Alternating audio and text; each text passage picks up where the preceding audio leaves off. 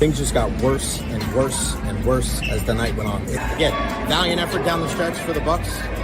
Just too little, too late. Let's go down and we'll see what Coach Fletch and the rest of the crew has to say. As always, go Bulls. So let's head into the locker room right now and see what the guys have to say about that one. Wow. Where do the Buccaneers go from here? What an incredible atmosphere. What a good win for the Tampa Bay Lightning. They snapped a 7-game winning streak. How we feeling, Bucs Nation? It's time to party, baby.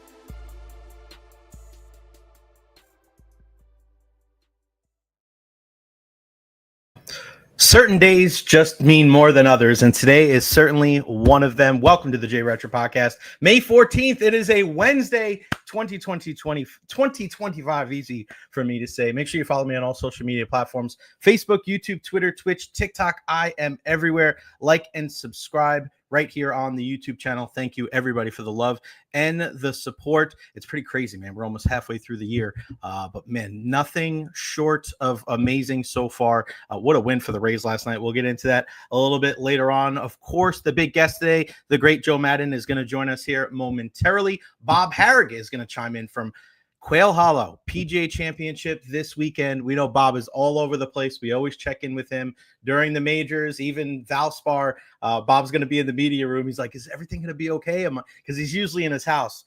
But Bob's going to join us, and we'll talk, of course, what happens with Rory now after the Masters. Jordan Spieth, is he kind of the next guy to be able to kind of take that mantle? Is anybody going to be able to stop Scotty Scheffler?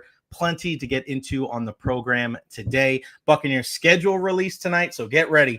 If all of your favorite teams are on social media, and I know they are, you're going to be able to see these crazy videos. The NFL really has taken this. It's a notch above. All of these videos to reveal who they're playing.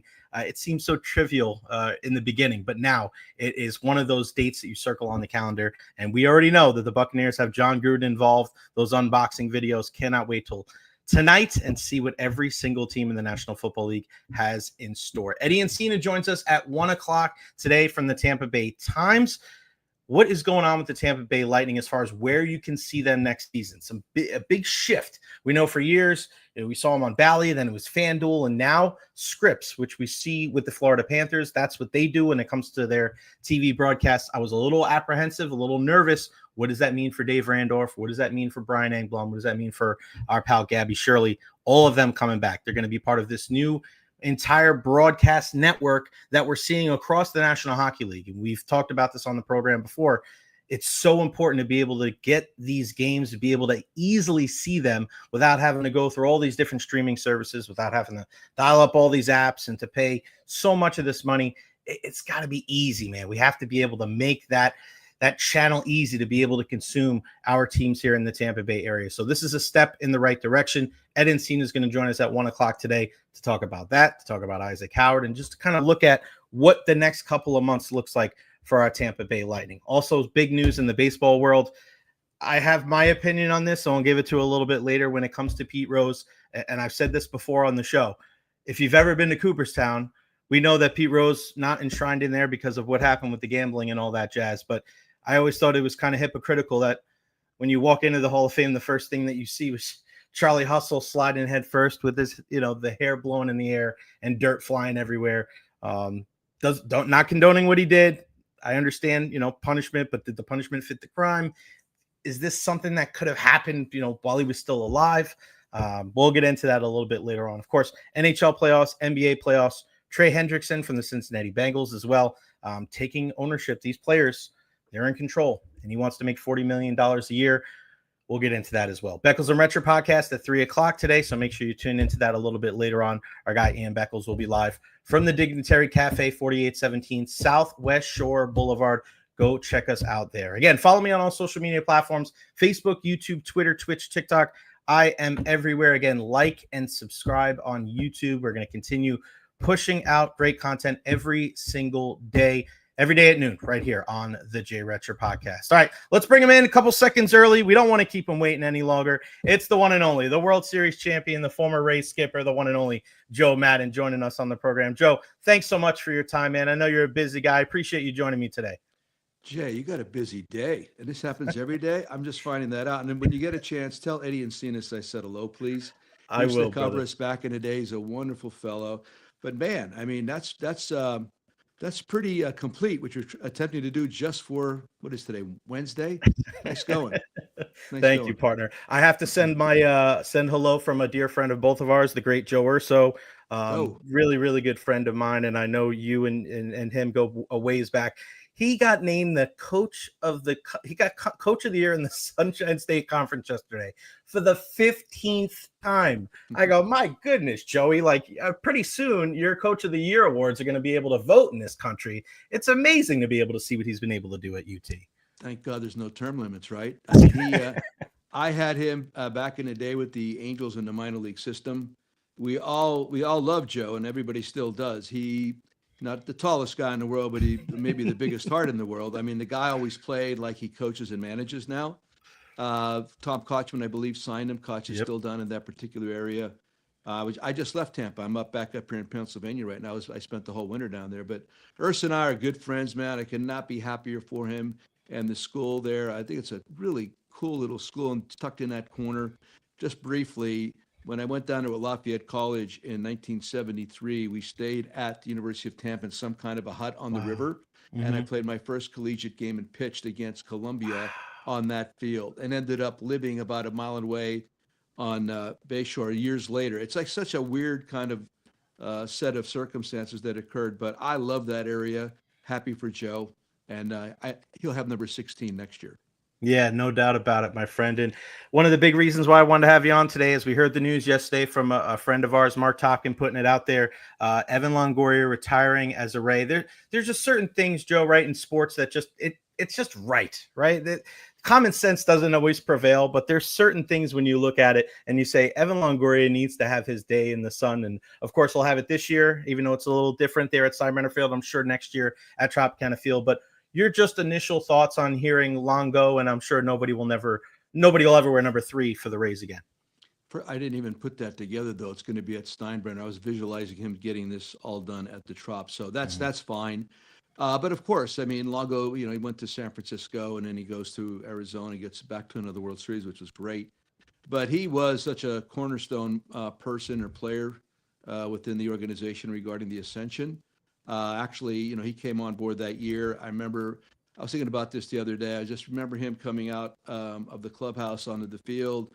Well, one of the first things he did after he hit was he went down the third baseline and started signing autographs by third base. And a lot of the veterans go, "What's going on with this dude? He just showed up on the block, Very confident, comes from one of the best collegiate programs in the country as far as I'm concerned, Long Beach State. I'm a big Dirtbag fan. I lived right down the street from there for years when I was out with the Angels. But Longo, all the different moments he had, including the best night in the history of baseball.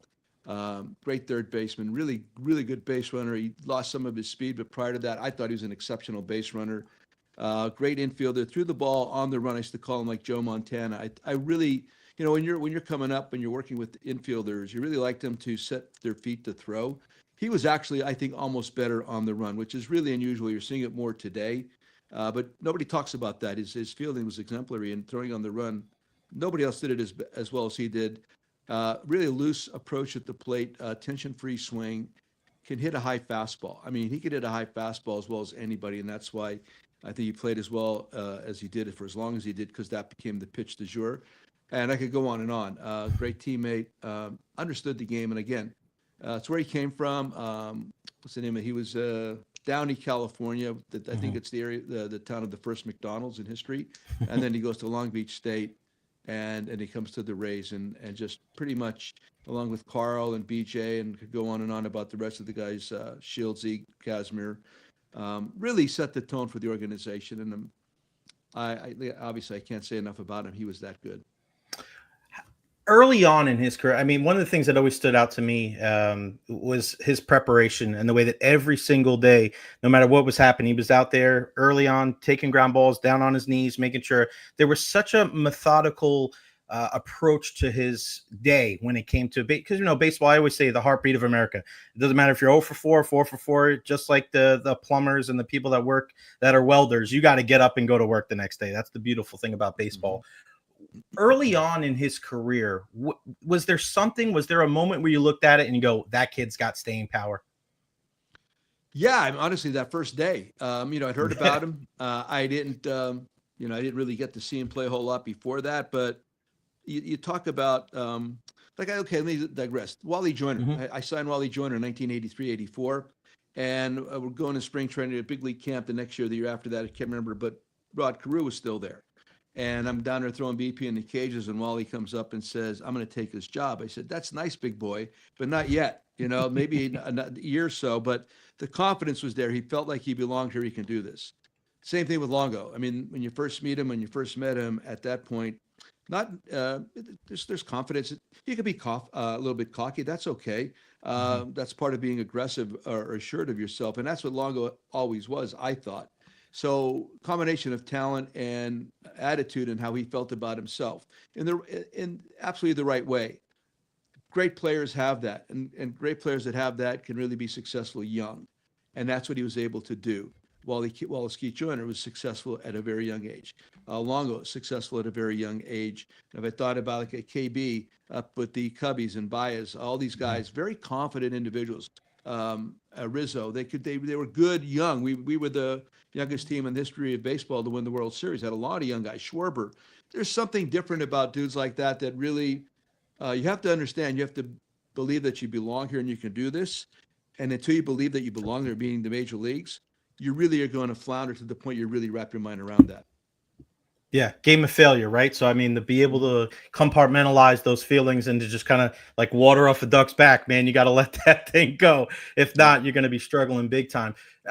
I look at what the Rays are going through this year as far as playing at Steinbrenner Field. What would you do, Joe, in a situation like that, knowing that, hey, our team is constructed a way to play at Tropicana Field, the climate is controlled, now we're going outside.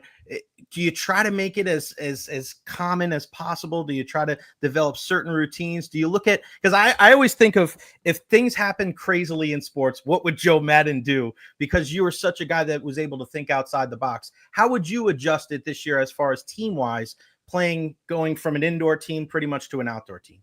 The main word would be flexibility. I mean, it's really hard to plan on a daily basis. For example, Right. just being outside, it's just very difficult. Your normal routines outside can be diminished just by that afternoon rain that's going to start falling down. The game itself, the game's going to be delayed at times. There's going to be tarps pulled, all these different things. It's going to be hotter than ever. So you have to remain flexible. I mean, playing in an air-conditioned 70-degree climate all the time is. Ty Wigginton loved it. Ty Wigginton used to love the Trop because Wiggy would tell me, man, it's the same weather every day. I feel great about this place. And so you have to adjust. I mean, there's been World Series won under these circumstances. Look what the Marlins have done. Not easy to do at all. So my only advice would be, and what I would do is I would remain flexible. You can't have your normal methods of preparing for the game on the field every day. Not only, even if the weather's good, you're going to sap strength. I mean, it's like Texas. It's almost like the Rangers, that hot, humid day in Texas for years when they pre-roofed down there. So you have to make adjustments. You just can't go about it as though it was a climate-controlled building. You just can't. I mean, if you do, you're gonna run your guys into the ground. So be flexible. Do some things differently. I would make sure that the indoor facilities were great. I don't even know what the batting tunnel looks like down there now. You could probably always sneak some ground balls in, but remain flexible because it's not going to be the same as it was at the Trop. Yeah, no doubt. And obviously, the big story here in the last 24 hours is Pete Rose, and and I mentioned it before you hopped on with me. It's just like I've been to the Hall of Fame a bunch of times. I'm a guy that grew up, baseball's in my blood. My dad was a coach. My grandfather was a coach.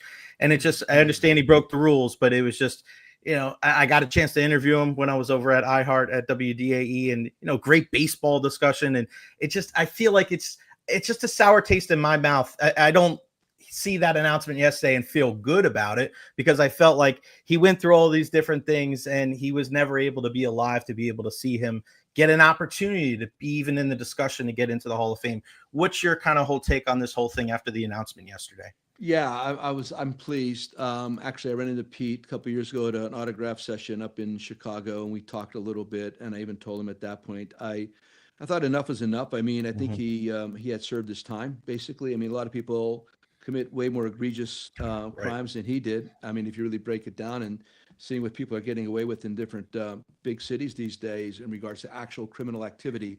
Of course, what he did was wrong. He went against the most sacred part of our sport, and that would be to bet on a game. And again, I don't know if there's any proof or whatever about him betting on the Reds itself. Of course, obviously, they said he did not. But you could look at all this and understand, to me, time served. I mean, I thought maybe by 2010, 2015, that would have been plenty of time. And they'll say, okay, let's bring it back slowly, get him back in the ballpark, let him be contrite, and then permit him to be enshrined because he deserves it. There's no question he deserves it as a player. Listen, there's a lot of dudes during the course of time that didn't get caught. He happened to get caught. Okay, I guess that's how the crime situation works. But my point is, he did serve time. He was put in baseball purgatory for a large amount of time, and I think at some point it had to be lightened up and posthumously being done. Okay, but I wish he had been here to really enjoy it, because this guy was as much of a baseball junkie as anybody you've ever met in your life. He played the game right. He played the game hard. He changed positions when was asked. He was the catalyst in several, his team in Philadelphia, also Cincinnati. I mean, there's so many great things to say about the guy. Okay, you might not agree with a lot of his methods, his mores, how he was, what he believed in, but nevertheless, as a baseball player on the field, that's because we can't delve in everybody's closet to understand exactly who they were. So yes, he deserves to be in the Hall of Fame. Not everybody in the Hall of Fame, not everybody that played baseball are certainly church boys, right? I mean, it's just the way it goes. Joe, I want to ask you about the state of the game, because again, growing up on a baseball field and being out there and coaching in the Tampa Bay area, I'm always looking for, I understand people trying to speed up the game and saying, well, I don't know if that really makes it. People say, oh, we'll speed up the game. It's 10 minutes. Like, you either like baseball or you don't. I never had a problem with the length of the game. Do you want to see it sped up a little bit? Okay. But I mean, I think people that think baseball is boring, they're going to think it's boring whether the game's an hour 45 or 3 hours. I don't think that makes much of a difference. But I do think that they need to lean in a little bit more on what we saw on Mother's Day, right? You see Jace and Josh Young and their mom, like, there needs to be a little bit more of a personability and showing a little bit more of the character of the players. Maybe get away from the analytics a little bit more and go with the gut and just be a little bit more of a relatability, I think, to the common fan rather than just the diehard guy. Where do you look at when it comes to the state of the baseball and maybe some of the things that the game could improve to maybe bring in some more of those casual viewers? Well, I mean, there's so much to unpack right there. First of all, length of the game. I never was concerned about the length of the game. I used to make that argument all the time. As a kid, I wanted extra innings. I wanted to stay longer if I went to Connie Mack or Yankee Stadium. I wanted to see more Major League Baseball. That's never been the concern, and I think what they did is correct. It's not about length, it's about pace. Even in the dugout, we hated that. I swear to God, when a guy came up there, get out of the batter's box, pitcher's taking forever, he started screaming out of the dugout. I had some guys that are real slow, I mean, as a pitcher, and they get their butts kicked sometimes, I think, because they overthink it. They were too deliberate. There was no tempo to their game, and I wanted them to be quicker. I actually asked some of my guys, the guys on defense, why don't you go up and talk to so-and-so and say, let's go. You're putting me to sleep out here. So that's never been, I mean, everybody's on board with pace. Length of the game is not the issue. It's about pace. So that's number one. Number two, the game itself. Charismatically, I think it's lacking a little bit. And whether it's exposing players' personalities like you're talking about, or the way that analytics has created a sameness about the game, where every organization kind of drinks from the same well and wants to play the same kind of game. Home runs is how you win. Strikeouts are okay. Love walks. That's the offensive side of the game. Pitching wise, spin the ball at the top of the zone. We're talking about shaping pitches right now. The mechanics, they talk about how great they are, but they're not. Guys keep blowing their elbows out, shoulders out. So that's all a misnomer. The drills that they're utilizing in order to throw harder definitely are leading to this. I'll argue that with anybody, and I know that. No doubt. I'm with you. Anybody that really is even on these teams, I'm sure guys are watching some of the things they do, and they're saying, my God, I can't believe we're actually doing this stuff.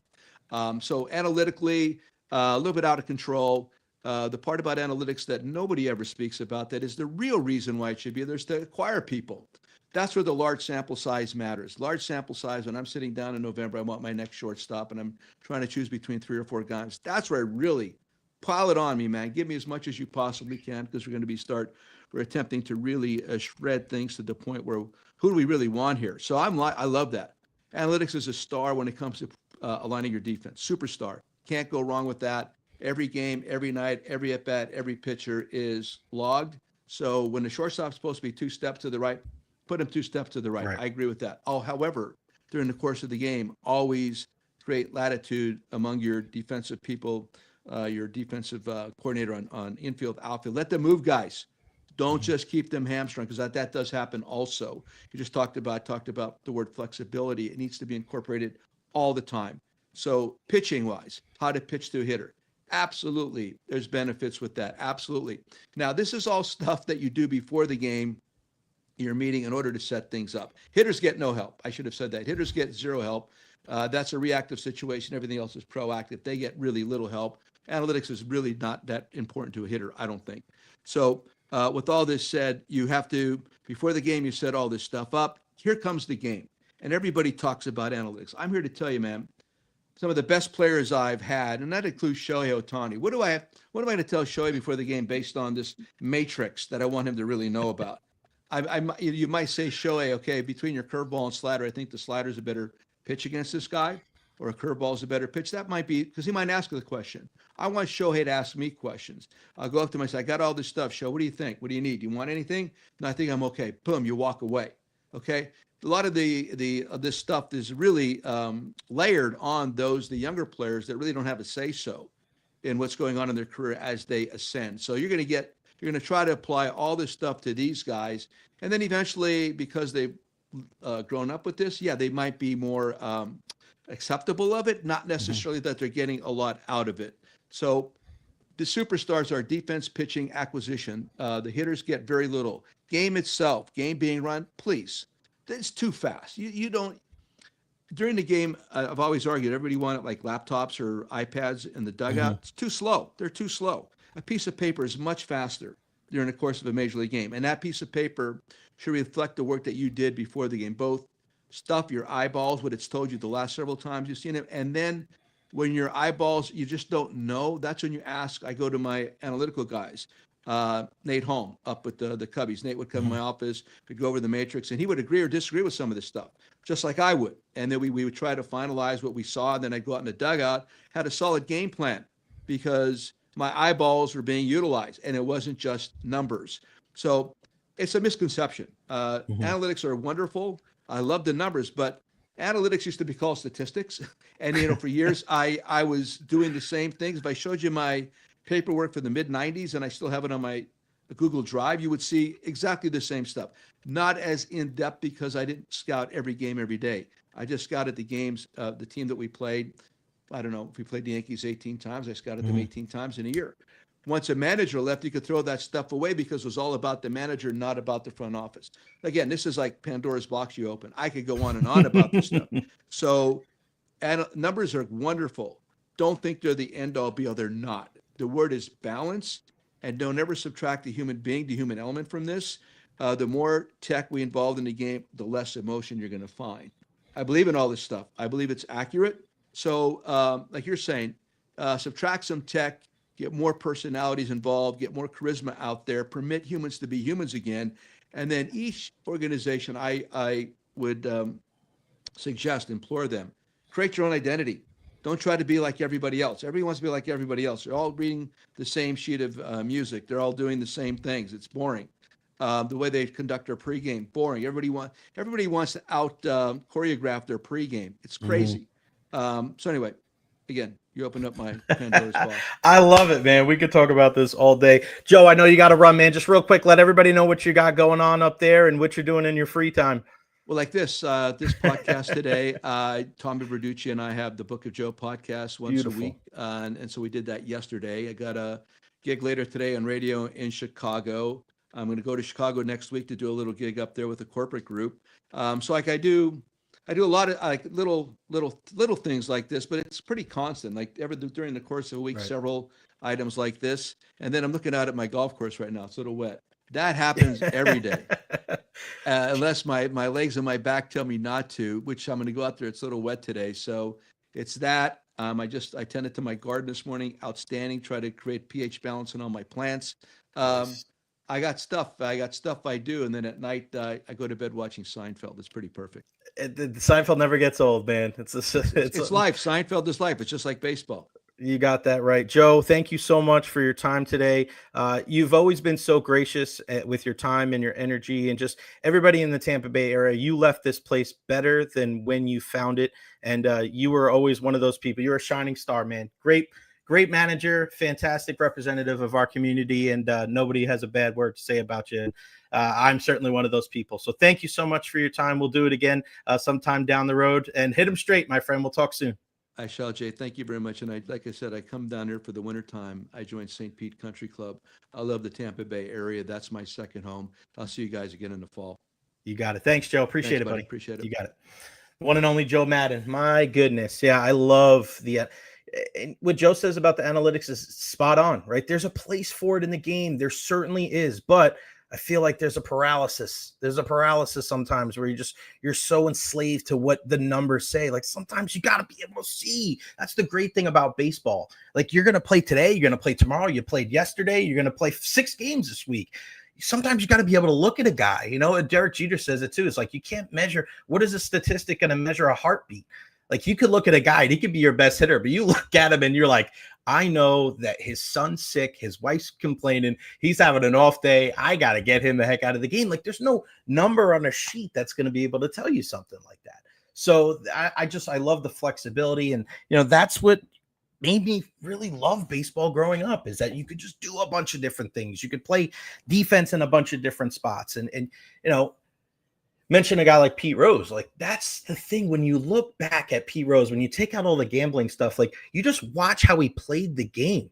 This dude played like his hair was on fire. Switch hitter, infield, outfield, wherever you want me to play, whatever you need me to do. I'll run over Ray Fosse in the All-Star game. Like his compete level was on an entirely different level.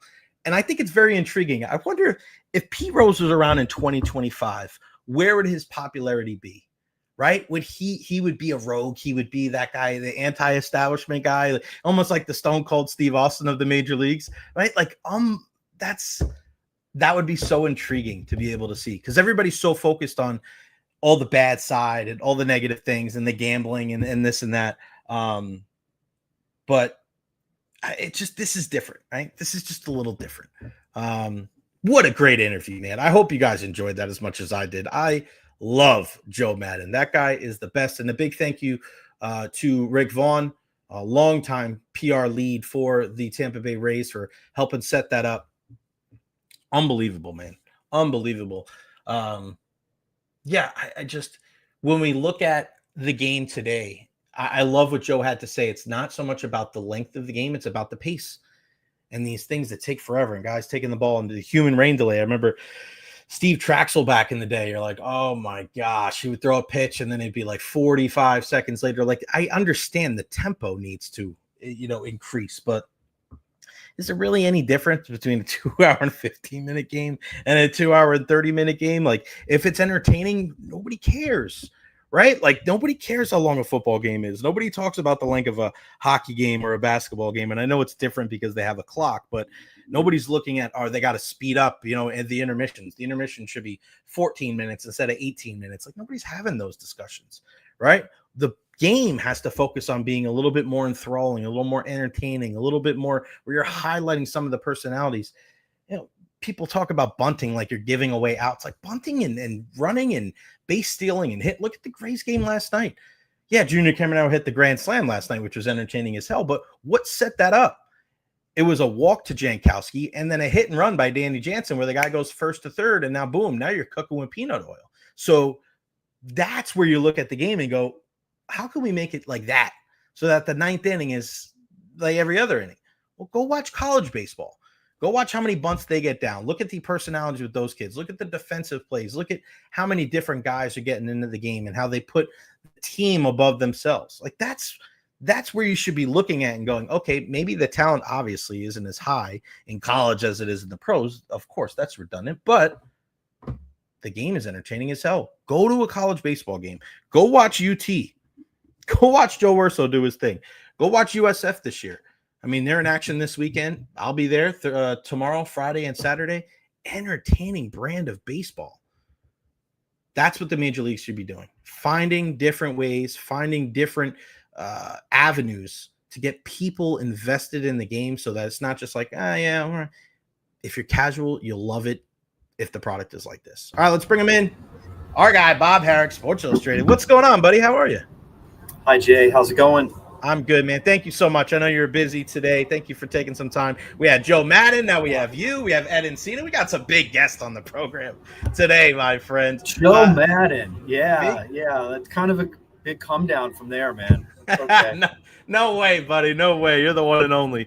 How's the vibes over there right now at Quail Hollow? What's the buzz like? Yeah, it's been kind of weird. It's hard getting into the feel of it being a major because, well, one is they play a tournament here every year. So even though the build out looks different and it's much bigger and grander, it's a course that everybody knows, right? Or at least most of them know. And then we've just had a lot of bad weather. It's not so bad today, but like yesterday and Monday, there was huge downpours. They had to come off the golf course. So, it's been a little bit of slow getting into it. Now, obviously, they start tomorrow, and it's going to be warm. So maybe this is a blessing. They haven't overextended themselves too much going into the first round. What is the buzz like when it comes to Rory? I mean, obviously such a big story over the last couple of months. And, now it's just like, is there a kind of a drop off? Is there a little bit, because it was just all eyes were on him. And then obviously the story afterwards. And now it's just, are people still all abuzz because of what Rory did at the Masters? Yeah, I think there's still a pretty big glow from that. It's been a month and he's played in a couple of tournaments since, hasn't played poorly at all. He just finished 7th last week in Philadelphia at the Truist, which is, suggests that he hasn't fallen off any. And I think there's a lot of sort of anticipation in a different way. Like, how does he play now? Like, right. Is sort of the hangover last and he doesn't get back to where he was, or is he unencumbered now without that burden? He'd gone 11 years without winning a major. Now he's won his 5th, and it sets up beautifully for him the rest of the year. He's won here 4 times, so this is a golf course he likes, obviously. A wet, soft golf course suits him. I don't think a firm golf course hurts him, right, but certainly a soft golf course helps him. At least it has it throughout his career. And, the British Open is at Royal Portrush, which is like near where he grew up in Northern Ireland. He has a course record there that he set at age 16. And then Oakmont next month, which is one of the hardest courses in the world. If you're one of the best in the world and playing great, why wouldn't you have a chance there? So there's sort of, after not winning one for all these years, now there's like, okay, now there's relief. I got the career Grand Slam. I finally got a major. Any major, and it's the Masters. Mm-hmm. Well, it's like there's no pressure almost. Right. If Rory doesn't win this week, nobody's going to criticize him. So that's kind of a nice way to get to play. Mm-hmm. Yeah, it's a great point, because now you look at it as, do you still have that fire? Do you still have that drive because you haven't won for over a decade? Or on the other side of like, now you're playing with house money, kind of like you're playing loose and free. Like go rip it down the fairway and see what happens. Somebody brought something up to me yesterday, and they said, well, Jordan Spieth, if he wins the PGA, he joins the group too. And I go, my gosh, you don't even realize that, because the Rory conversation, and Jordan just, he came out of the gate so strong, and it hasn't been the same for Jordan. But I mean, Bob, we're one PGA championship away from Jordan joining that esteemed group too. I mean, I hate to ask, like, what are his chances, but it's a unique situation, because I feel like Rory was knocking at the door for many years. Am I wrong to say that the narrative would be different with Jordan if he was able to kind of be in the conversation this weekend? Yeah, I mean, I think in his case, it's more of, all right, prove it. Let's see you get there. He admitted this. He said it. Look, I've come into this tournament many times with my game not really informed. This is actually his 9th PGA with a chance to complete the career Grand Slam, because he did it in 2017. The PGA followed the British Open, which he had just won, 2017, so 8 years ago. And then the PGA actually that year was here at Quail Hollow, and he finished like 28th. That was the one Justin Thomas won. Mm-hmm. And he's really not contended at the PGA. He was third in 2019, but he was 6 shots back of Brooks Koepka. So, like, it's kind of hard to say he had a chance on the back nine. And you know, to be honest, Jordan has not been a prolific winner lately. He's only won since that British Open win 8 years ago. He's only won twice. You know, Rory has been a consistent winner. Rory had won twice this year before the Masters, which is why you get hyped up about, well, God, his game's pretty good. And then Rory also, you know, he probably could have, should have won the U.S. Open each of the last 2 years. Mm-hmm. In 2022, he was in the last group at St. Andrews and hit every green in regulation and still didn't win the Open. So, like, you know, he's had chances, whereas Jordan really hasn't. And so that's where the difference is now. Could Jordan win? Absolutely. You know, he's still a very, you know, elite player. But, you know, he had an injury last year. He had wrist surgery. He was out for a while. He's been working his way back. I mean, I think deep down, Jordan is more looking at the big picture. Like, you know, he's thinking about his career long term, not like worrying about this week so much. Because I don't think he's still 100%. You know, a guy who hits golf balls for a living, having wrist surgery is not, you know, it's not a great thing. You know, it's like you can't avoid the contact with the ground. And so he's sort of has suggested he's not 100%. And we'll see. I mean, I'm very interested to see where, not even just this weekend, but just kind of how the next couple of years of his career plays out. I mean, not all eyes, but, you know, a lot of eyes are going to be on Scottie Scheffler, of course. I mean, you know, some people are talking like Scottie Scheffler versus the field. I'm like, I don't know if we're at that level right now, but he's got to be that one guy, Bob, where like he's going to be the popular pick. Is there any other people that you would put outside of Rory in that conversation with Scottie, where it's like, I wouldn't be surprised if that guy won this weekend? Yeah, probably Bryson. Yeah, you're right. You know? You're right, Bryson DeChambeau. I mean, he just won a live event in Korea. He obviously was in the last group with Rory at the Masters. He's contended in 4 of the last 5 majors. Won the U.S. Open. Again, a soft golf course that plays long. It plays into his hands. He's a long hitter who, you know, when it's softer, it'll be easier to keep the ball in the fairway. And, well, he's going to be beyond everybody else, so he has a shorter iron in. You know, it's pretty basic. So, like, if his irons were his downfall at Augusta. He lamented them during the week. He wasn't happy with the way he was hitting his irons. And he kind of patched it together with an unreal short game that finally caught up to him on Sunday. That's why he shot 75. He just wasn't hitting his irons strong enough. I mean, look, he just won a tournament in Korea. You know, like Keegan Bradley said it pretty well yesterday. I don't care what tour it is. It's hard to win. You know, Bryson hadn't won all year. He didn't win on Live last year. So, like, it's not like he was, like, cleaning up out there. So he went out and won a Live event. And the week before in Mexico City, he had contended. So he's been playing at a pretty high level. And he's played here before. Like, when he was on the PGA Tour, he played at Quail Hollow. So, you know, I think he's another guy you have to kind of look at. But, look, this field, the PGA is the deepest of all the majors. It's the most like a PGA Tour event. Like, it doesn't have qualifiers except for 20 club pros. It basically takes the world ranking, the top 100 off the world ranking, and a lot of invites. You know, guys who've won on the PGA Tour. There's not too many players in the world who are really, really good who are missing. Right. You know, whereas at the U.S. Open, the British Open, and the Masters, there are some really good players that don't get in. So that tends to mean that you could have a winner that isn't more of an outlier here. So, you know, we talk about all these big names. There could be several people that people, you know, like the casual fan might not. Well, who's that guy?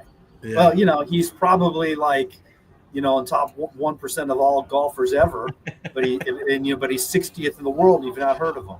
Yeah, no doubt. Bryson is he mad about the whole Rory ignoring him thing? I looked at it and I was just like, this dude is locked in. I don't know if Bryson can be mad, but of course they're going to bring it up, and Bryson's not going to shy away. So he wasn't really upset about Rory ignoring him, was he? I don't know.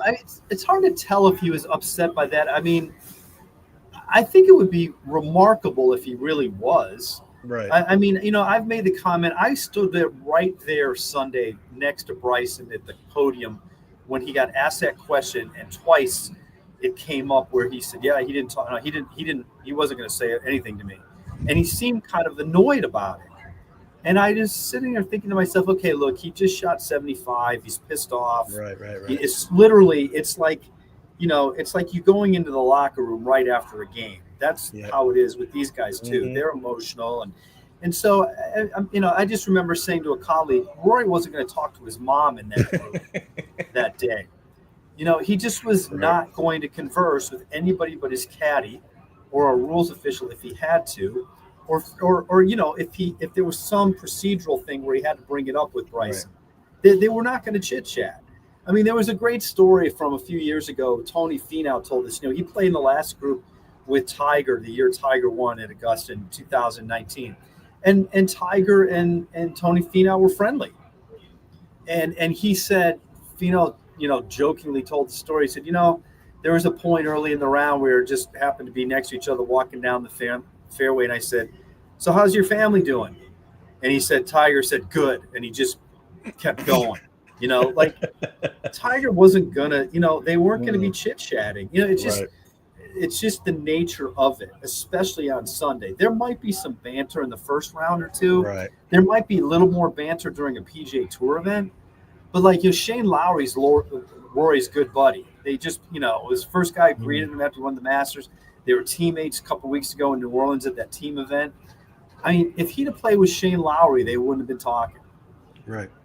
Yeah, that's a great point. And it's kind of funny, Bryson getting upset about other people's actions. It's almost like turn back the clock with Koepka and Shambo. It's like, that's really ironic that we're having this conversation now. Bob, before I let you go, watching that happen with Rory at the Masters, where does that rank as far as, and I remember when Phil won the first time and I was at home with my family, and even my grandma was getting emotional because, there's certain things about journeys in golf, right? When the guys, we mentioned 11 years that he had to wait to win another major.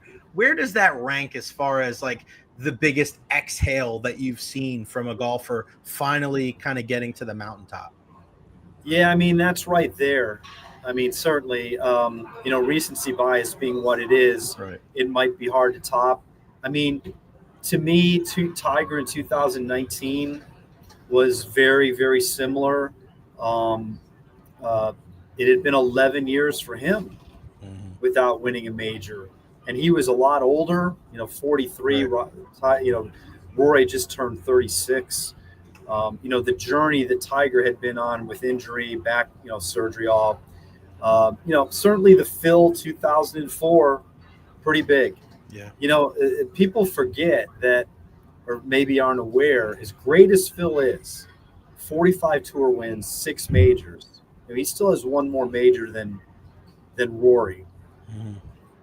Tiger had won 8 majors before Phil won 1. And Tiger was 4 years to the tour after Phil. Yeah. And Phil came out with a ton of fanfare. Phil won as an amateur. He won a tournament when he was at Arizona State on the PGA Tour. He was going to be a big deal. Phil won 9 or 10 times before Tiger even turned pro. And then Tiger wins 8 majors. You can imagine the relief when he finally got one. And then he rattled off a bunch. He won the PGA the next year, and the year after that, after Tiger had won the Masters in 2005, Phil won in 2006. So, that sort of opened the door. I sort of feel like this could open the door for Rory again. Right. I like that. Who's the guy you're keeping an eye on this weekend before I let you go? I mean, several of them. I mean, these guys that we've talked about, I think are interesting. Yeah. A guy who's I'm just curious about, Max Homa has been a really, really good player for a long time. Mm-hmm. He's won at Quail Hollow twice. Last year, he finished 3rd at the Masters, and he was 9th in the world, and he's fallen off a cliff since. He's really struggled. He had a stretch this year where he missed 5 cuts, and he's fallen outside of the top 70 in the world. But he finished 12th at the Masters, a little bit of a resurgence. He keeps saying, I'm hitting it great at home. I've been working on my game. I've been, I feel like I'm hitting it better than I ever have, but he can't bring it out here. Right. So I'm wondering if a place with some familiarity where he's won gives him some good vibes and he puts it all together, because nobody's talking about Max Homa. Anybody who's a betting person, I'm guessing the odds are pretty high. Like, in other words, that'd be a guy to take a flyer on maybe. And, that don't come to me when he shoots 80, 79. I'm just saying that it's possible. I'm with you. Like, I'm just sort of wondering about a guy like him. Yeah, definitely, man. You always want to see guys to be able to kind of find their groove again. Drive: The Lasting Legacy of Tiger Woods, Tiger and Phil. We were just talking about Tiger and Phil. Go get those books now. I have them both. Bob does a great job, and of course, he is he's the opinion, man. Nobody else I want to talk golf with than our guy, Bob Harig from Sports Illustrated. Bob, thank you so much. I know you're busy as hell, man. Talk to you again soon. Enjoy the weekend of golf, my friend. Thanks a lot, Jay. Appreciate you having me. You got it, pal. The man. Thank you, Bob. You are the best. You are the man. Again, get those books. I have them both, and I've read them both, book cover to cover. Tiger and Phil. Also, The Drive: The Lasting Legacy of Tiger Woods. Go get them now on Amazon. I'm actually just pulling it up right now. I read them cover to cover, gave them to my dad. My dad's read them. It's unbelievable, man. And you want to talk about stories of Tiger and Phil? Nobody better than our guy, Bob Harig. He is the man.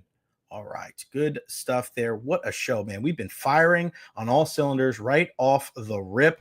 What are we going to talk about now? Let's flip the script. And we're going to talk about the Bengals edge Trey Hendrickson and Denver Nuggets forward Aaron Gordon. Okay. Again, follow me on all social media platforms: Facebook, YouTube, Twitter, Twitch, TikTok. I am everywhere. Like and subscribe on YouTube as well. Buccaneers schedule released tonight. Oh, man, we'll talk about that tomorrow. Cannot wait. Eric Erlinson's going to join us tomorrow to wrap up the Lightning season. Ed Encina joins us at 1 o'clock. Rays and Jays tonight. Chris Bassett on the mound for Toronto. Ryan Pepio, our guy, on the mound for the Rays. 7:07 start. There north of the border, the 20 and 21 Blue Jays, the 19 and 22 Tampa Bay Rays. All right. So one thing that I've looked at in sports over the last 24 hours is that the players still hold a lot of the power when it comes to contracts, when it comes to narratives. And, it's funny. I put these two together when you look at what's going on with Trey Hendrickson in Cincinnati and what we heard last night from Aaron Gordon with the Denver Nuggets. Just want to make sure my laptop's plugged in there. There we go. So we have Trey Hendrickson, and this is a guy that I don't know if we've seen a situation where a guy has been so poignant in his stance, but also he's talking about it. He's not shying away. And he says yesterday that he's going to need a new contract if he's going to step on the field for the Bengals in 2025. And this is a guy, and I said it earlier this year, I would have been great if we saw him with the Tampa Bay Buccaneers. He said Tuesday that being told he'll be fined if he doesn't attend mandatory minicamp 30 days in advance tells him the team has no plans to negotiate a new contract with him in the meantime. And this is what he had to say. We've tried to keep it as least amount as personal as possible. At some point in this process, it becomes personal. Being sent 30 days before a mandatory minicamp, or how many ever days it is, that if I don't show up, I'll be fined, alludes to the fact that something won't get done in that time frame. Now, I know some people will look at the NFL is completely different, right? It's not for long. These teams will cut you. This is a guy right here that he's 30 years old. And he has been one of the best players in the league since he left New Orleans to go to Cincinnati in 2021 as a free agent. Now, this is a guy that had 17 and a half sacks last year, leading the National Football League, right? He deserves to get paid, right? I hate the word deserve. He's earned the right to get paid more than his $15.8 million base salary this season. I mean, come on. With Myles Garrett resetting the market, signing that deal worth $40 million annually, I mean, there's got to be some give and take here, right? And the fact that we are at a point, there's a standstill with the Cincinnati Bengals, that Trey Hendrickson's not going to get a deal done. Like, what's going to happen here? Like, you gotta pay these guys that are great in the community, that go out there on the field. Like, he is a guy that he can stop the run, he can rush the passer. This is not good long term when it comes to the Cincinnati Bengals. Now, when you look at the deal that Myles Garrett got, are you going to pay Trey Hendrickson $40 million at 30 years old? Okay, I see that. But the fact that you're telling this guy if he doesn't report 30 days ahead of time, you're telling him now, like, you're not going to negotiate this deal at all. Like, that's a tough putt, man. That is a tough putt to think that this guy's going to go out there and play. And I know $15 million, it's a lot more than a lot of us will ever see in our lifetime, but you have to play this game. It's a business at the end of the day. Now, we've seen in the National Football League guys take shorter deals, and we've seen in other sports where there's swing deals. You got to get this done. I mean, Cincinnati is a team. Yeah, you put all your resources offensively, and you have Jamar Chase and T. Higgins to go with Joe Burrow, and that's great. But defensively, that is what was the underlying reason of why you went to the Super Bowl a couple years ago against the Rams. And now you're not going to take care of one of, if not the best pass rusher in the game. I mean, that's just, how are you going to win like that? I don't know. But the fact that Trey Hendrickson is going out, and he is not, this isn't like he's not going to social media. Like, this dude was there yesterday talking to all the media in Cincinnati. Like, the players are always going to be the main characters, no matter what the media people want to say. And this kind of goes back to the conversation we had about Stephen A. Smith and LeBron like a couple of months ago. No matter how important that Stephen A. Smith thinks that he is, he's always going to be the supporting actor. Like, you're always going to be the guy that you're going to be talking about other people. Your interactions, it's not going to be because of you. It's because of your interactions with a professional athlete. Like, yeah, you're and you're number one. You're the highest profile, the highest paid media personality we have in sports. But it's still because of you and LeBron, right? You're always going to be the supporting actor. And I think we should always be very cognizant that the professional athletes will always be the stars. They'll always be the main attraction. They'll always be the lead actor. And in situations like this, no matter what the team thinks, right? And at the end of the day, I understand it's not for long and the team is going to last longer than the player. But the player at the end of the day, those are the guys that win you the games. And fine, don't pay the guy, but you're not going to win. So what's more important to you? When you look at the NBA side, last night after the Nuggets lose to the Oklahoma City Thunder to fall behind 3-2, Aaron Gordon, forward for the Denver Nuggets, who's done such a great job at this postseason, coming up with some big shots to really put them in the position where they're at right now. As he's answering the question about the game, he has a retort to a article written by Ramona Shelburne from ESPN about Russell Westbrook. And in this article, so I wanted to read it. So I opened up the article, and it spoke about the volatility of Russell Westbrook and about how, it's a blessing and a curse. Even though he's so athletically gifted and there's things that he can do that maybe nobody else can do, man, there's, last night watching the game, wide open three on the wing, and he airballs it. Talking about a first ballot Hall of Famer airballing a three-pointer wide open. It's just, when Aaron Gordon made the three earlier on in this series, it was Russell Westbrook that was driving down the court that people were like, even the radio network altitude for the Denver Nuggets were like, no, don't shoot the ball. And then he passed the ball to Aaron Gordon. He made the three. It's a no, yes type of relationship. So this entire article, and I implore you to go out and read this article. This is very in-depth. It's not just Ramona Shelburne. It's not just Shams. It's just everybody there at ESPN talking about this situation and writing this big article about Russell Westbrook and how he is a guy that, he's talented, but he's very moody. He's very inconsistent. He kind of does things his own way, but that's kind of the nature of the beast when it comes to the basketball world, right? There's not that many players. These guys, they run the league. So you can act a certain way. And then in basketball, you can almost get away with not being the greatest teammate, not being the greatest defensive player, because if you could put the bucket, if you put the ball in the basket, people kind of look the other way and like, it is what it is. I mean, we live in the generation of Russell Westbrook and James Harden. Like, these are two guys, incredibly offensive players, MVPs, but they haven't even come close to sniffing a championship. And don't give me the Thunder back in the day against the Heat, because they were, they didn't know any better. Of course, with KD and Serge Ibaka, they had no chance in that series, and their games didn't age gracefully.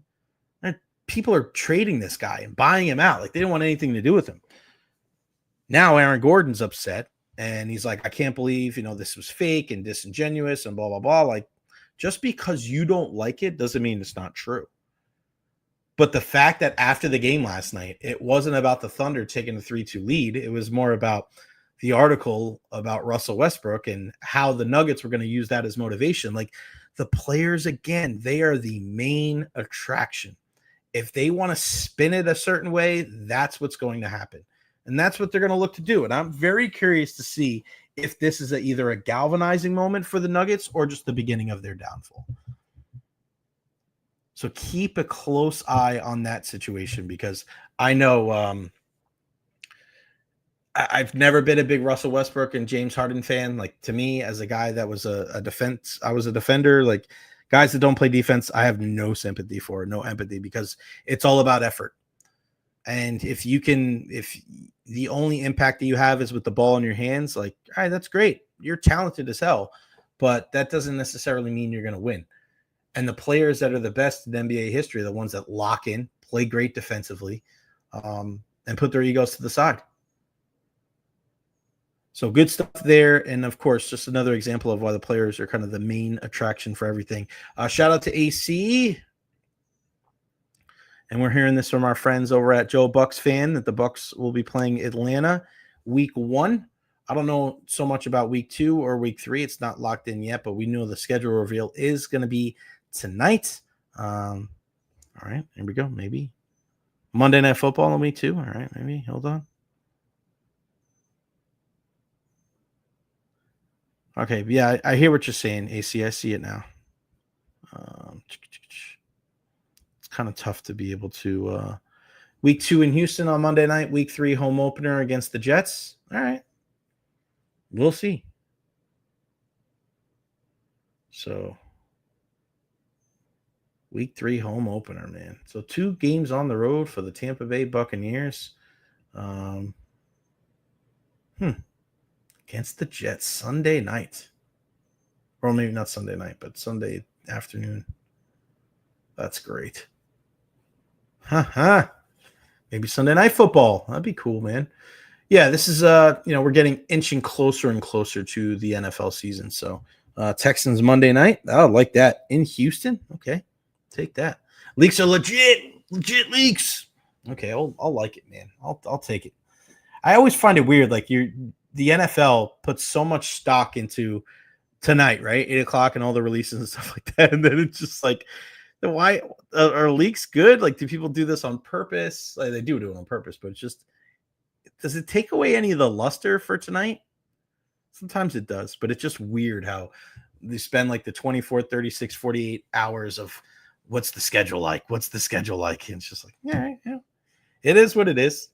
We have a day or two. We celebrate it. I am so much more invested in the videos and invested in all the social media posts than like the actual schedule coming out. Like, I don't really care. Like, I really don't. I don't care when they play whoever. It's like, we'll be there. I'll be there anyway. But yeah, like the videos and all things like that. Dave Terry, rather be on the road first few games. It's smoking hot down here in September. You got that right, buddy.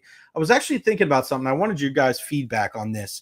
So obviously doing the show every day at noon here, going to continue to be able to do that. But I was wondering if I should start doing some post-game shows. I'm not going to do it for the Rays because it's every night. Maybe for the postseason if they do end up making it. But as far as going into the second half of 2025, I was wondering about starting to do some post-game shows for the Lightning and for the Bucks. Obviously I'll be at the arena, at the stadium for those situations. So getting some of those interviews and then being able to go home to the studio here because it's much closer. Where I'm living now is a lot closer. It's right down the road from Amalie and not too far. It's kind of like in the middle. I'm like in the middle between Amalie and Ray J. So maybe going downstairs, getting some interviews, heading home, and then doing like a 30-minute or an hour post game. Would you guys be down with that? You think that would be a good idea to be able to do that? I think that'd be a lot of fun. Anthony, I miss Bolts Breakdown with you and Bernsey. Me too, buddy. Me too. It's so funny. That's the great thing about Facebook is you see some of these memories that pop up. And you see Bernsey and I, we both look so young. It's so funny. My hair was very short. Yeah, it was those are some good times, man. Those are some good times. And we had some people that were watching from all over the world. We had people that would get up in the middle of the night just to watch Bolts Breakdown on the day of a Lightning game. Like there was dedication. Jesper, one of our guys from Denmark that I got the chance to meet. It's so crazy. Jesper Hermansen, big time Lightning fan from Denmark. Obviously super happy to be able to get a guy like Oliver Bjorkstrand on the team. I got a chance to meet him and he introduced himself and his name is Jesper and it didn't put two and two together. And then come to find out that it was the same guy. And I was like, bro, you didn't tell me it was you. I just thought it was a guy named, you can't assume that, every Jesper is the guy that has been following you forever. Let me see. Ready for you, buddy. So I was like, damn it, Jesper. Damn it. I wanted to be able to talk to him and thank him for all the support over the years because of what he was able to do. Waking up early to be able to watch Bolts Breakdown. And that Distant Thunder is no joke. We have some incredible fans all over the world. And shout out to our Clitheroe buddies, Scott and Neil, big time Arsenal fans that are across the pond that are huge Tampa Bay fans. Shout out to Neil and Scott Clitheroe. They're always tuned in. Again, Ed will join us here in a second. He just texted me. There you go. Anthony lives in PA. He gets it. He's the Distant Thunder.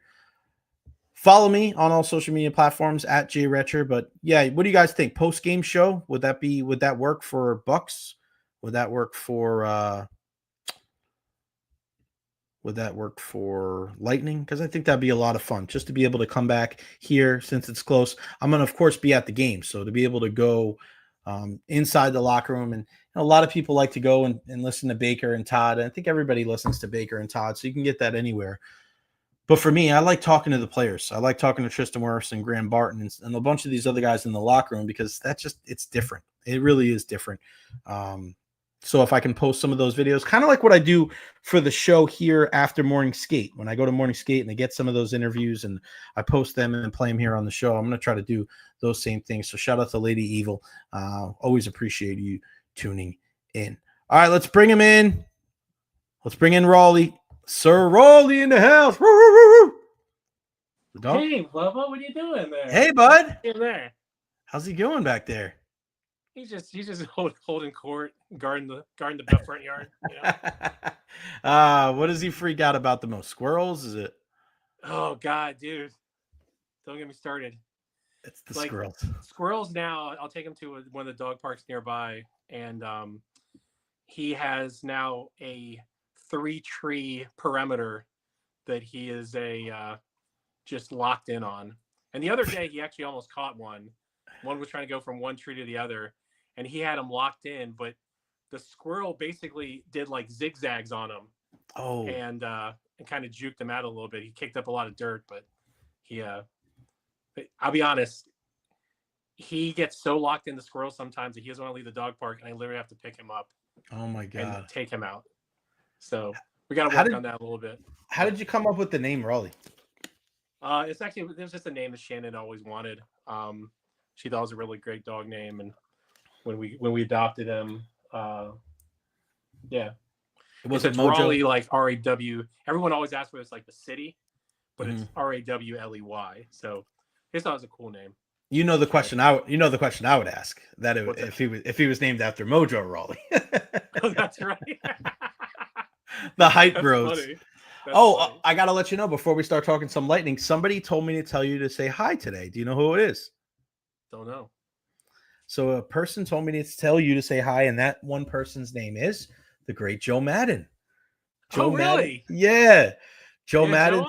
Yeah, so I was, I had Joe on for 12:05, so I was going through my whole spiel, the first 5 minutes of the show of everything I was doing and all the things. And Joe goes, "My God, Jay, you got a lot going on today." He's like, "I'm impressed all these things that you're doing." He goes, "Make sure you tell Eddie and Encina I said hello." I'm like, "Oh, that's awesome, man." That's awesome, Joe. I learned a lot from Joe. I've learned, that was my first time covering Major League Baseball regularly at the Tribune, and I was pretty green in terms of that, not really knowing exactly what, how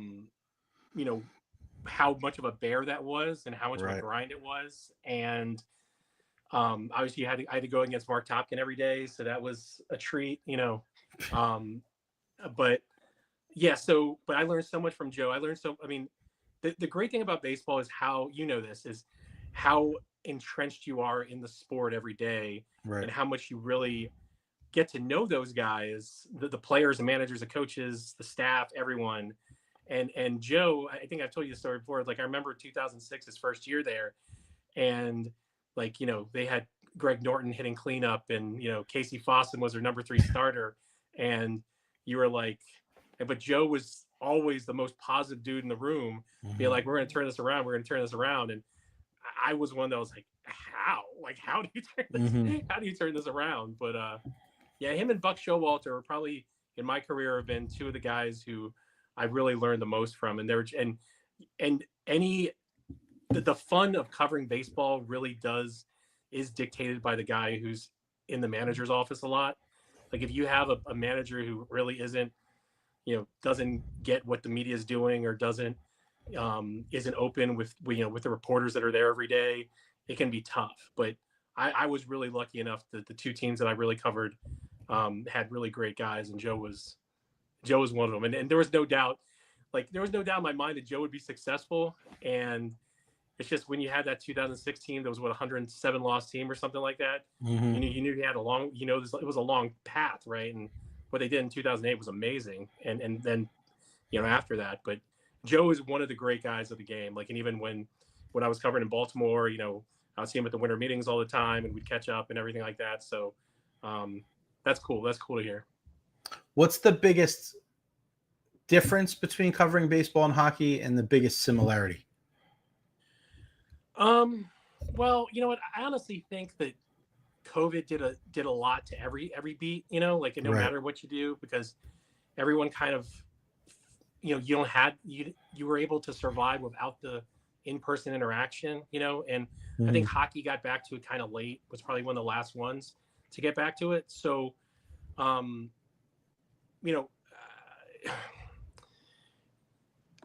think,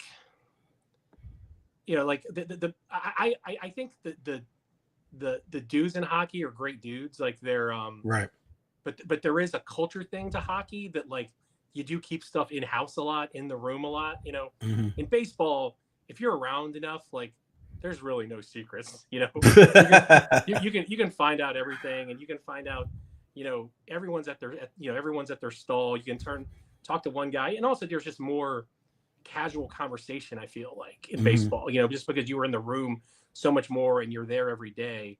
And that's not to say that there's not that in hockey, but I just think there's more availability for it. Like, there's a, distinct time when guys are in the room and guys aren't. And sometimes certain guys aren't in the room, or they'll jet out to the, there's the dressing room, what we call, and then there's the real dressing room, which is like where the guys go when they change out of their gear and actually go to hang out, or go to, get dressed. And so there's not really that in baseball, I don't think. There is that in football, but there's not really there's a place to, quote unquote, escape the media, but I think in baseball there's a lot less. And just being around those guys every day, the season's so long. The spring training's a great thing too, because, like, there's a natural progression to the season where it's new, you're kind of away from the city, everyone's kind of much more low key in spring training. Whereas you really don't have that. Like, it's not that natural thing of, like, a relocation kind of thing in hockey. The preseason's much shorter, stuff like that, where all of a sudden the season's like, they're like bang, and then, guys are a little bit different when the season starts versus the preseason or spring training or whatever. Like especially in hockey, like, those guys are focused on, every game, every day, routine's a big deal. It's a big deal for every athlete, but I think in hockey, the routine and even some of the superstition stuff like that comes into play is really really a big part too. But yeah, what's the biggest thing you could take away from the exit interviews now that it's about a week and a half since we were there, and we spoke to a bunch of different guys, and Julian and Cooper spoke as well. What was kind of one of the big things that really stood out to you about that whole exit interview day? Yeah, I mean, first off, I was actually surprised at how forthcoming a lot of guys were, about the season and where they're at. I think that, what Andrei Vasilevsky and Nikita Kucherov told us was probably the most like outgoing, engaged that we've seen them all year, maybe, or right. even since media day, maybe. And that's good to see. I think that, it's 2 days after they get eliminated, right? So it's still fresh, it still stings and everything like that. I do think that sometimes fans and even, some of us in the media kind of think to ourselves, like, have been a little bit spoiled to a certain extent, that, right. It's hard winning a playoff series, right? It's really hard to do. And it's something that, you do have to have bounces, you have to be healthy and everything like that. But the one thing that actually kind of stuck out with me is, like, I actually kind of wonder if, like, just listening to when Brandon Hagel talked, and I wrote, beat com about it on Sunday, was just kind of like, and, we had, I think you were around, like, we had requested Hagel many times after, throughout the series. And I think after between games 1 and 2, that was the only time we really got him was, at the end. And obviously, he was dealing concussion and everything like that. But hearing him talk about the Ekblad hit and, what it meant, and, like, the way he broke it down, I thought was crossed over, the cultural aspect of, what hockey is and what the playoffs are and everything like that. But also that, like, the fact, especially the fact that, like, no one's really going out there to purposely hurt guys and stuff like that. But at the same time, like, there's a respect that guys have for one another, and for one another's careers. And, but, to purposely go for a guy's head, is, out of bounds. And, just watching Hagel talk, I mean, I thought in retrospect, he looked a little groggy still, and was still dealing with some of that. I gotta be honest. I gotta be honest with you, man. Because I know some of the people in the room were saying it was refreshing. He was so honest and open. I've had 4 concussions. I've had 2 of them playing hockey. I don't want to say incredibly uncomfortable. I could have gone without having him speak because I didn't feel like he was 100%.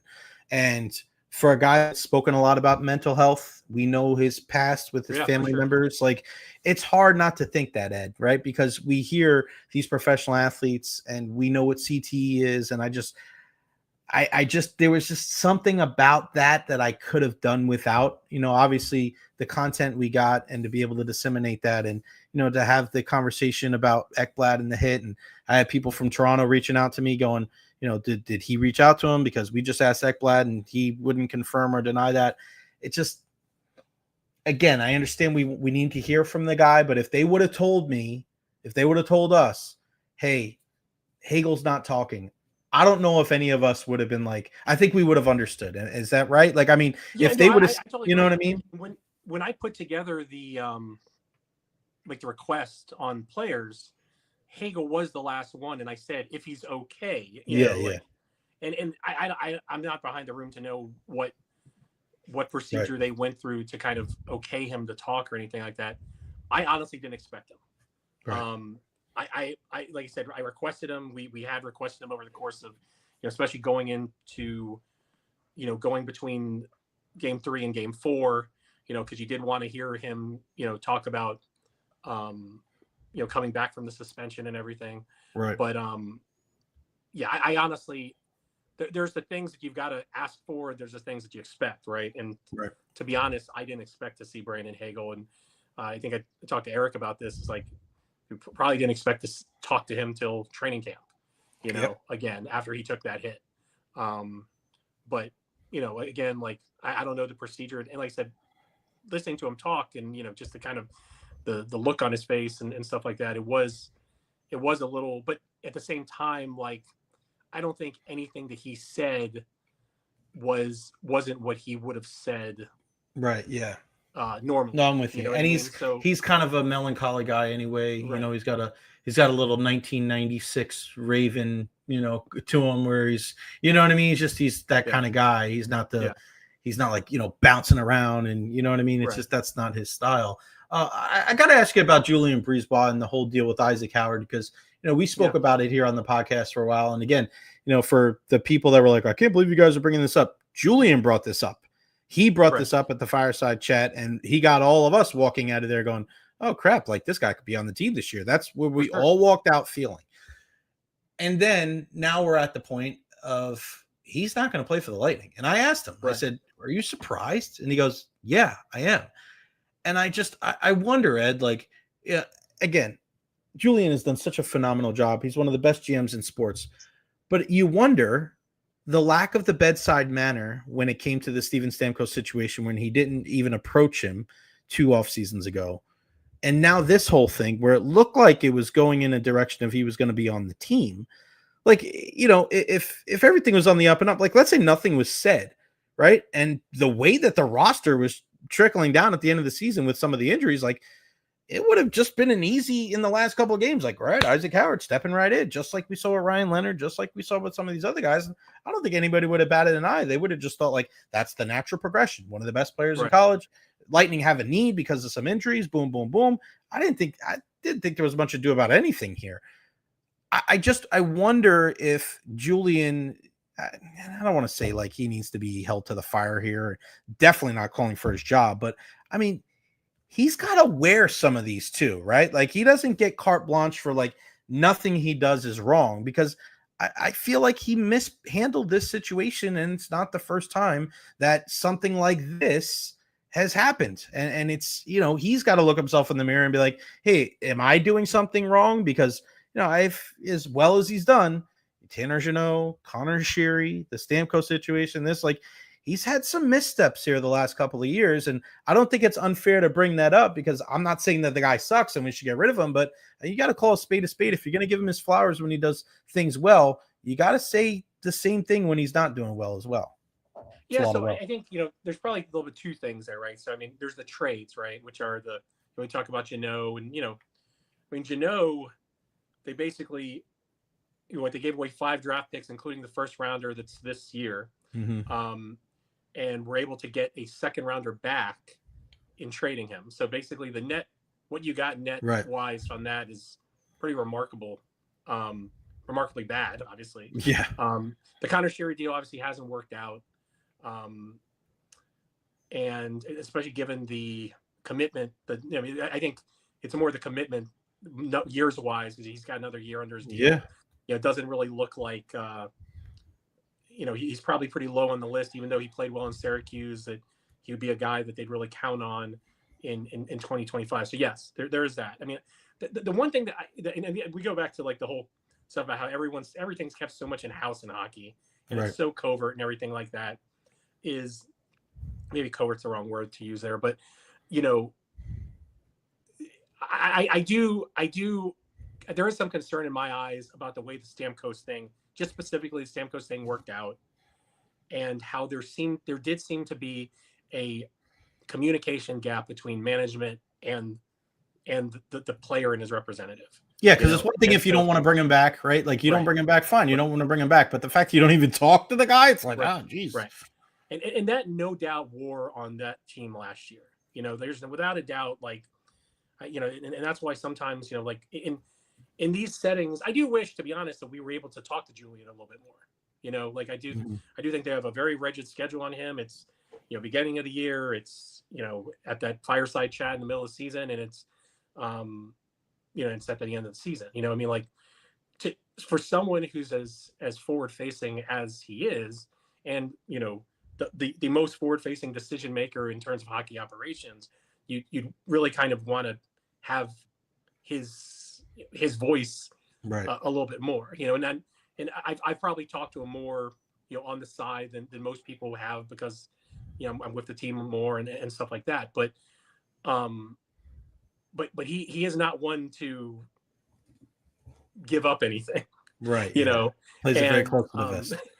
and I think that's the same way that he works deals too. You know, I mean, like, I think it became very clear that with the Stamkos situation that, you know, they thought, you know, they wanted to keep him. They thought he was a certain value. They weren't going to budge from that, and that's what it was. And no, now, what I don't understand, what I don't know about the Isaac Howard situation is how much similar that is in the sense of, you know, did they at some point make it clear to Isaac that, listen, either A, this is a salary cap situation, we're not going to be able to have you play an NHL roster this season, or that we have a process here that everyone goes to Syracuse at least for a little bit, and you work your way up, and it's you know, you earn your way up to the NHL team, no matter who you are. That's the thing that I don't know. It's got to be know? the latter, though, right? I mean, because like, that's. I'm sorry to cut you off because the more that this thing is played out, I feel like it's the latter. But what both sides have said don't necessarily point to that, right? I mean, like what Isaac says maybe points to that, but the fact what Julian says about how Isaac wanted, you know, basically wants to test free agency, you know, how did we get to that point, right? Because the thing was, I guess the point I go back to the fact of like, you know, the past couple trade deadlines, this was the guy that you couldn't touch, right? I mean, this was the guy that they didn't want to move, you know, so they had, you know, from the organization's perspective, they had a future in mind for him. You know, like you don't go and watch a player play 4 times in his college season like Julian did, or have JP Cote invest in him the way that the organization did. You know, make sure that he's under, you know, you're, and so that's where I think that how did the communication fail there? You know, there's a lot to this that I don't think any of us truly know yet about what truly happened here. But I do think that the rigidness as to the way that Julian operates to a certain degree of his communication of, we will talk to you. You know, I mean, but even then when we asked back in what was it, January, right? When we talked to him, his answer was still, let this play out. You know, let's not put too much on him right now. Let him play out his season and then we'll work it from there. Right. So is that what he was telling Isaac? You know, I mean, is that like every time that he went to Michigan State to talk to him and said, don't worry about anything. We'll figure it out later. And then they come to and Isaac sees Ryan Leonard in DC. He sees, you know, other guys, you know, everywhere else. And he's like, okay, like, why wouldn't I be there? And then all of a sudden it's a shock. Now, having said that, he's been in this developmental system for a while in terms of being at dev camps and, you know, stuff like that. Like, I would think that he would have a little bit of an idea that like the way they operate. You know, and obviously he's Isaac Howard. He just won the Hobie Baker. I would think that few people would probably say that he couldn't add something to the Lightning right now. No doubt. You know, but yeah, I think there's just more to it. And the unfortunate part is like, I hope we can get to the bottom of it before it happens. But like at this point, like it seems like the ship has sailed on him ever playing in a Lightning uniform, unless something dramatic, you know, changes. You know, like which I don't think happens at this point. I think the Lightning have come to the point now where they're like, what can we get for him? You know, I think it's moved on from, will he ever play here, to what can we get for him? You know, but to answer your question, yeah, I do think, I mean, we all know Julian and the way he operates and the way that he talks and the kind of the discussion of how he evaluates things and how he communicates. And I can see there being a communication gap there that was created very quickly, much similar to the Stamkos one, which I think actually kind of was more stewed over time. You know, like, you know, it was one that, you know, from the get-go, Steven made it clear through us, you know, I want to sign an extension, you know, and he made it clear through us when he came back from the summer. Right. I'm not happy because I didn't get an extension, or they didn't even talk to me. Right. So that all played out like pretty visibly. You know, this one hasn't, because I don't think anyone's really been able to get Isaac and say, hey, what's your side of the story beyond, you know, Spit and Chicklets kind of, you know, letting him say something, a canned quote of what he wanted to say for, you know, 30 seconds and then moving on. You know, I've tried to do that, and to be honest, there's been very little headway on trying to get Isaac to kind of tell his side of the story as well. Oh, so you've been trying to hear from him, huh? Yeah, well, I'm going too much into it. But yeah, no, that's fine. You got to do what you got to do, bro. This is your job for sure. What do we know now as far as when people can see this team? because now we're the big announcement earlier today. No more FanDuel, they're going Scripps, and we've seen Scripps, down in South Florida with the Panthers, and this is kind of that next step. And I was worried about Randorf and Engblom and Gabby. It looks like that group is staying on, which I think is positive for everybody. But what do you know about how people are going to be able to consume the Bolts next year? Yeah. So first off, I have a story online now, which nice. Okay. So basically on TampaBay.com, which basically outlines everything you need to know. Hopefully that answers a lot of people's questions, because I've been covering this thing for years. Ever since the turnover from Fox Sports to Bally, the bankruptcy, and the loss of a lot of the the accessibility on cable providers and streamers and stuff like that. So I think first off, when you mentioned the talent of the TV broadcast, this has nothing to do with anything like that. You know what I mean? They're very pleased with the TV product as it exists. They're a top 10 rated TV market in terms of viewership.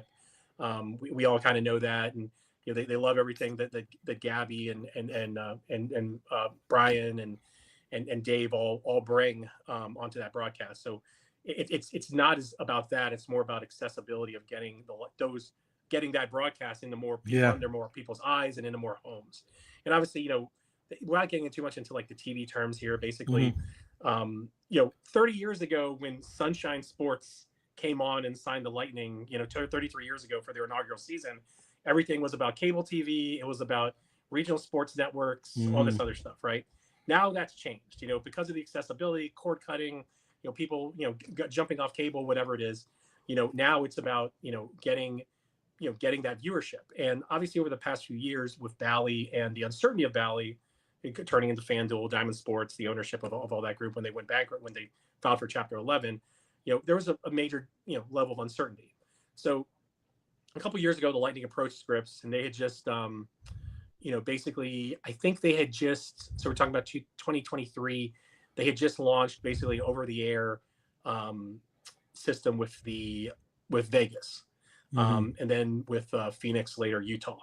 And so we're talking about big, huge, like in terms of network region and network market, right? Huge markets, right?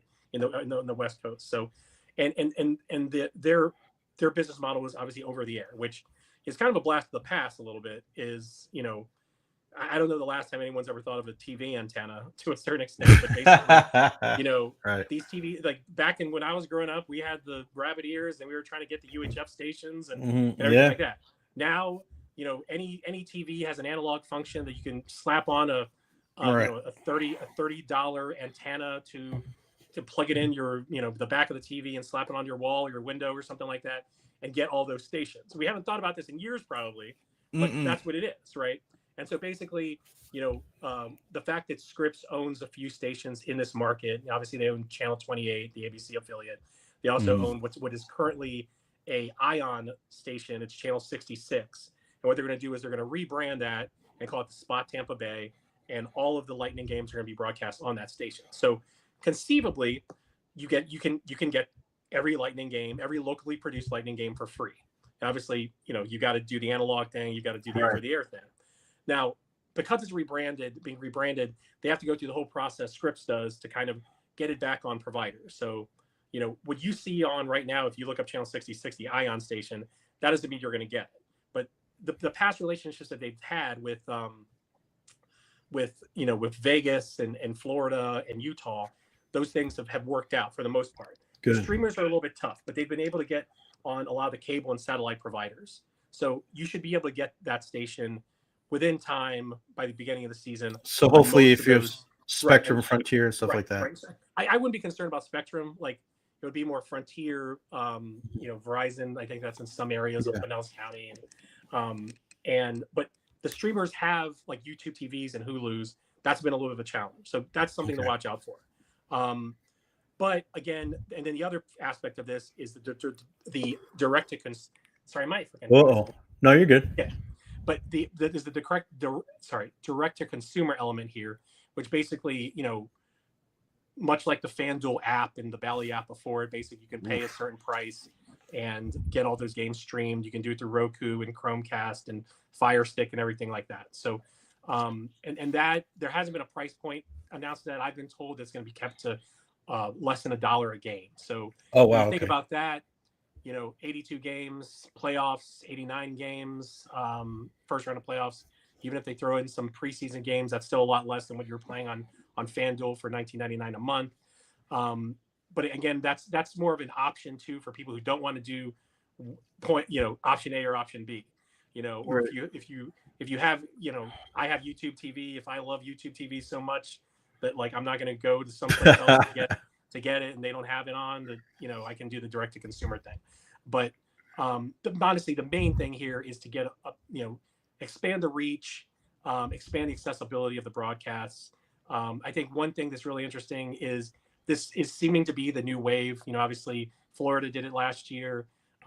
Utah and Vegas have done it in the past, and in the past 2-3 years. And another thing is because Scripps owns so many stations and they have a lot of relationships with other stations that are looking for programming.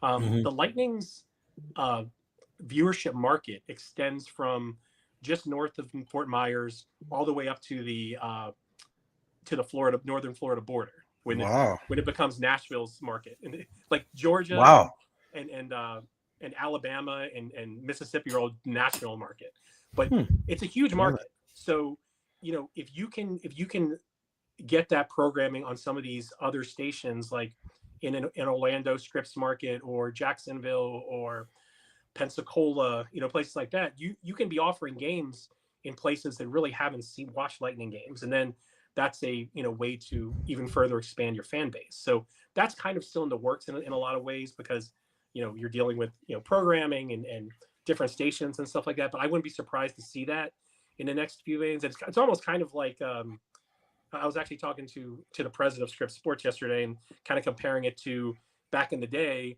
when everyone was Atlanta Braves fans in the South because TBS Superstation. We all watched TBS, right? Or there were tons of people all over the country that were Cubs fans because WGN, right? So in a lot of ways, there's the availability to kind of get back to that. It's a different model and it's a little bit of different market share and stuff like that. But when you look at Vegas, for example, like Vegas has their games broadcast on stations in Montana. So like their market is that big. That's good. And obviously Utah moving from Phoenix to Salt Lake has kind of changed that a little bit, but imagine that. I mean, like a team that's 5 years old, basically, or whatever old it is, or 7 years old, and you can get their games, expanding their fan base in almost on the Canadian border. So this is kind of the wave of the future, and it is really a great thing. No joke, it's a great thing on two ways. One, hopefully, it's alleviates all the questions of like FanDuel and all the trouble that's been in financially, and whether it was going to survive, how long it was going to survive for, the contract statuses of all the teams with the network and everything like that. But two, I do think it's a very good step forward for them to be able to expand the brand on a station that will be heavily accessible to, one, locally, the fans in the Tampa Bay area, but also abroad, and the other thing too is the station also allows them to put on some of their own programming, like the block party and recharge and stuff like that. Recharge and Bolts Beginnings and stuff like that, which I know is something that, has been a little bit, landlocked a little bit. You can only kind of see it on the website or on YouTube or something like that. Now you're going to have, and you can see it on FanDuel, but like, now you have a broader reach of it too. So I know it's something that's been in the process for a couple of years at least. And finally we're kind of seeing it. I think I know that, there was an out in that contract with FanDuel that they were able to exercise, and they were able to do that. So that's why now versus last year or anything like that. So, but I think it's a good thing. It's just like anything else that's different. I think the fans are going to have to be educated on a little bit. Like when I started, tweeting about it, my mentions blew up and people really didn't understand it. But I'm telling you, if you read the story on TampaBay.com, I think I handle most of it in terms of what you need to know. There you go. There's the link, TampaBay.com/sports/lightning all day. You can go in the chat here and click on the link. Of course, you got to subscribe. But if you're paying attention to the show, hopefully you already subscribed to the Tampa Bay Times. Before I let you go, buddy, I want to give you an opportunity to talk about the whole Pete Rose thing, because I know covering baseball for so long, kind of crazy how it happened yesterday, where it's kind of a weird vibe for me, because I feel like the dude was, obviously he did wrong.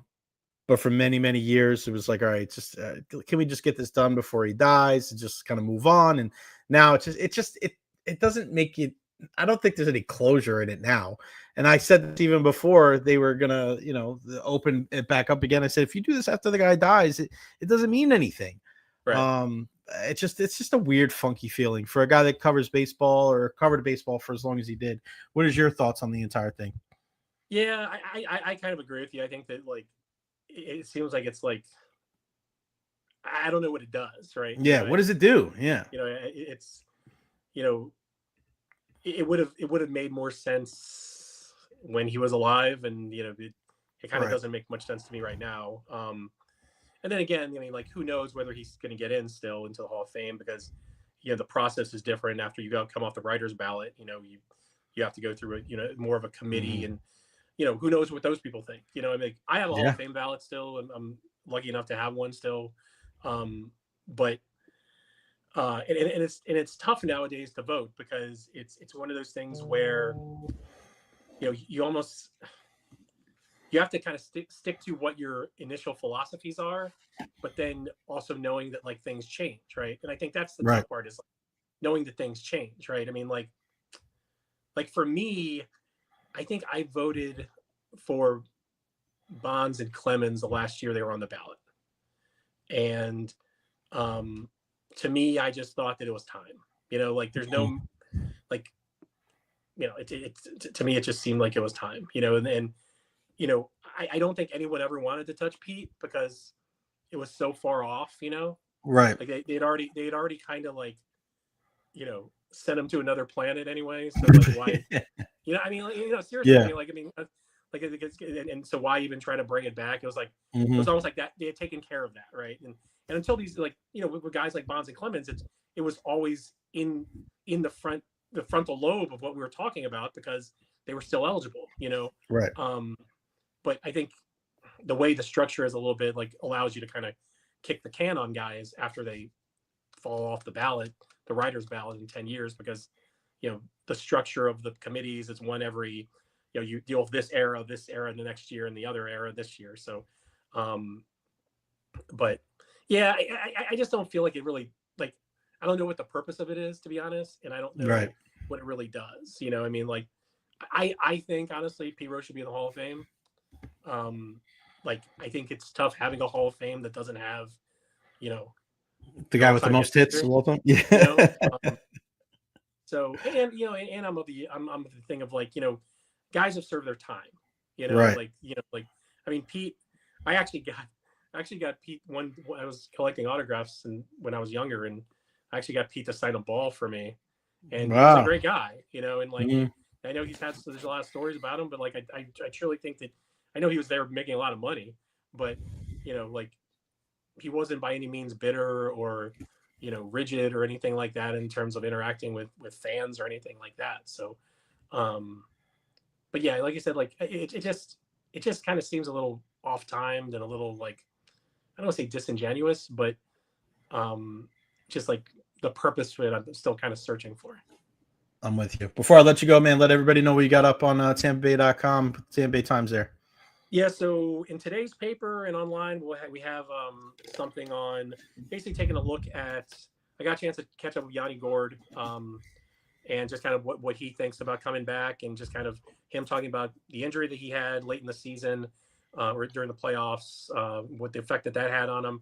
Obviously, when they got Yanni, he wasn't 100% at all. So it still took him a little bit of time coming back from that sports hernia surgery. And he said it probably took him about 3 weeks to get there. And we all know what Yanni has done for this team in the past. And then the question is now, as he's one of the unrestricted free agents, of, do they bring him back? We're kind of at the whole, not to that bigger deal, but back to the whole Steven Stamkos thing again, of like, what's a guy worth, to use to stick around, You think he comes back? I do. I think they value him a lot. Yeah. And I think it's just what, getting to the money.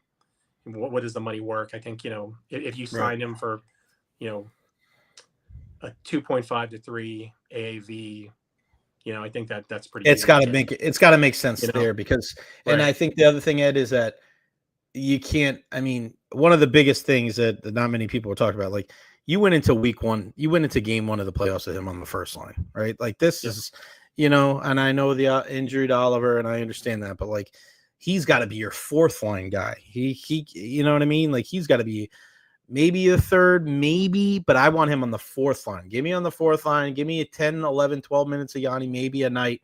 I'm fine with that. But you start getting him up in the middle six and even in the top line, even second power play unit, like he wasn't doing that before. And now you think that that's going to help now. Like I love the guy, but it's got to make sense for all parties, right? Well, the question there is can a guy do can he do what he does best playing that few minutes? Yeah. You know what I mean? He's going to have to. I don't know the answer. I don't know the answer to that, but we only saw really a glimpse of him kind of getting back to that kind of guy. Right. And what he does is, I think what they tried to do with that first line is they tried to reinvent a little of Andre Palat with there, but it really didn't work out. But also just going back to the other stuff is also got an off-season primer, just kind of the to-do list of what's coming forth for the Lightning in the off-season. Obviously the UFAs, the unrestricted free agents, they got 4 of those guys that they've got to figure out what to do with, including Glendening, Perbix, Atkinson. I think Atkinson and Perbix are probably gone, but Glendening probably too. So, and then the restricted free agents, a couple of those guys. We talked about Isaac Howard. Do they trade him at the draft?